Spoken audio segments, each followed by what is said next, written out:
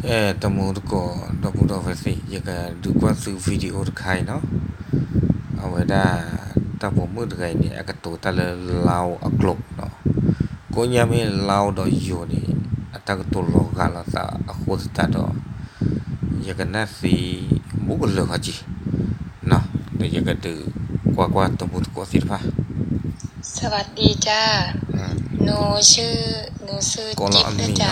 no ta mi le chip เป็นคนอีสานหนองคายจ้ะ sa ke wang nya le nong หนู khai เป็นมะเร็งตับระยะสุดท้าย sa ba cancer หนู le ไป ta รัก su ษา bo อยู่ no ที่ยะลา te to na chula จาก le หมอ ku ที่ sa ยะ la ลา le บ ya อก la ว่า le male ko so ni รักษาบ่ได้แล้ว ke ti tra ห pha นู ni ก็ ni เลยก te ลับ ta มาอ le ยู่ ya อี ta bla สา ba นบ้านเกิดเฮา ta ki o ki มาอ le ยู่ ta กับ hi แม่ ni ta ki o de sa mo กัดหนูก็เลยไปรักษาเขาคีโมส ta อง le ครั้ง su we da chemo ห ni นู ki บ่ blo ไหว ma pi ba หนู te ก็เล ta ย su กลับ ta มา char ki ba มา ko น da อน ta รอ ha ความ ki ตายอยู่บ้าน ta ha ki mi u ko ta si le ta de lo มีคนแนะนำโทรมาบอกหนูว่า da pa phone ha le sa u ba ให้ te โทร ta ไปหาพี่เสเอาเบอร์ na phone ha le เบ ba อร์ให้ห ga นู u no la หนู mi เลย le โทรไป si หาพี่เส ni da ba da te ห ya นู ta ก็ lo เลย ta hi ta phone number ni ta tho wa u พี่ da เส le ก็ si เล u ย ni แนะนำให้ใส่ยากัญชาตัวนี้จ้ะ สีเตตาเตด้านสูบจากว่ายาพอ ห สู นู ที่ ใส่มา ตัดไข่ นี่ หลอด ขว ตั ด วไง ที่สองแล้วจ้ะ ไอ้ขี้โกลิโกลิ ใส่มาแล้ว หรือซาซูนี่ ก็ ขี้โก หนู ลิ รู้สึกว่ามันดีขึ้นนะจ้ะ ซาตาโกญญาเขาหรือหรอ ดีขึ้นกับที่นี่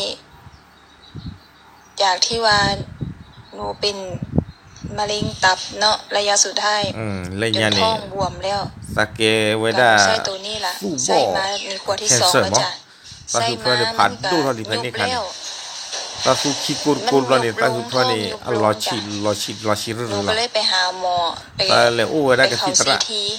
เลนนึงเราเวดาเลยซี ก็ ที ไป สแก เข้าน ซี เนาะ ที ก กั ว่า บ เว หม ลา อ เรา ก็ ที่เราเซน เบิ่งให้หนูว่า ก็สิตระกว่านี่ซะ เอ้า ดอก มัน ที่ต คือ ระ ม เต หัศ เว จ ดาร รย์ เลย แท้ ตาเนี่ยเราต้องเราชอรันลี จากที่ตับมันเป็นจุดดำ เลย ทั่ ยาเนี่ย ทั่ว สู้ ตับ บ่อ เลย นี่ จ้ะ อะสู้ตะ แต่ที่นี่ จุด เพราะว่า เนาะสู้ดอดดูนี่ถ้าใครเนี่ยตานี่สากวาลี หมอ ที่ บ ต อ ระ ก เต ว่า เวดาเลย มันบ่มีแล้วจ้ะ เนี่ยตาสู้ที่ผ้านี่อัลลอฮ์มาละจ้อ มันหายจางใสไปเลยจ้ะ อัลลอฮ์มาคือละจ้อล่ะ แต่ที่นี่หนูก็เลยใส่ตัวนี้ เดี๋ยวตาสู้เวตา มือหนึ่ง ตา 3 ใคร เทื่อ นี่ จ้ะ ตานี่เนี่ยตาปืดเสิร์ฟหรอ เช้าเที่ยง มึงก็ขอมือทุท่อดอกจะถึงมีบ่ะเสิร์ฟหรอ มหัศจรรย์จริงๆจ้ะ รอตู้รอชอรอลู่รอลาบาเลยสากอดูมาล้อ พี่เสด้วยจ้ะ ตาสิบหรือว่าสีถึงกันดูมาเวลามีเลสีหมอ ให้ เนาะ ชีวิตหนู มาตาดิตอเอาไว้ได้ฮิกเวดาสาสมูลา ถ้าหนู ซอ บ่ ล ได้พี่เสหนูก็บ่มีมื้อนี้ ตามีแต่ที่เราได้สีบ่หรืออะคุดาตาที่สูดกุยสิกว่า ห หม นู อ ได้กลับคืนมาแล้วจ้ะ มาตาดิตอได้สาสมูลให้เก่งได้ ชี แค่ วิ นี้ ตก แต่ ลับ เว้ย คืนมาแล้ว สันนี่กี่สาสมู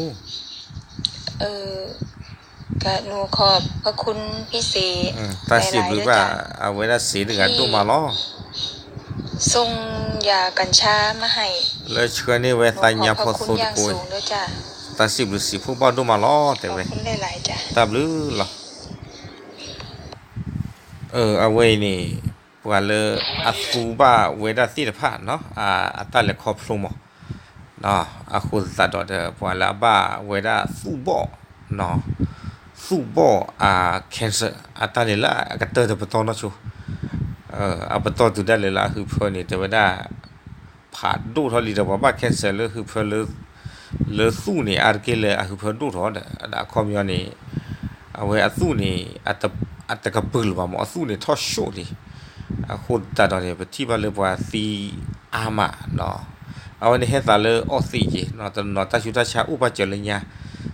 อะคุตาดอแต่เวสู้ได้ญาพออะสู้นี่เด้ตะนี่เสิร์ฟลอตาปอมือไกหมอตานี่ตะมูว่าปะตะนอนี่เยบัดเยบลอโชตะมูตะกอนเนาะเลปะตะนอนี่อะสู้ได้อะมูนะเฮตะเลเอาไว้ญาพออะสู้นี่อูเกล็กก็คือตักขี้คาก็ว่า THC นะคะ .CBD นะคะ CBD นะคะเนี่ยตะมูบ่าเนาะตะมูบ่าอาร์กินว่ามาเกล็กก็คือว่าได้หมอเอาไว้อัสหอชูดิเจพวกอะรีดิเจพวกหมอกูใส่ยาบลาตาชานี่รีดิเจพวกอะโคตรอตะนอสุดาเดอเมกะมูนากะมูอุจิ เนาะอาคูตตันเดสุชูบะเจอเลยจิกาหมอนักนั้นมีตมูมาเดมาอาเท่าเจ็บผู้ดีนี่เนาะตอนนี้ยัยเดบอกว่าสิ่งยาดึสิ่งยาชูบะเจอตมูตะโกเนาะดีกว่าตมูตะโกเลยตับผมมือไงอะเกยอะกลุเทยหรอเนาะตับเลยหรอ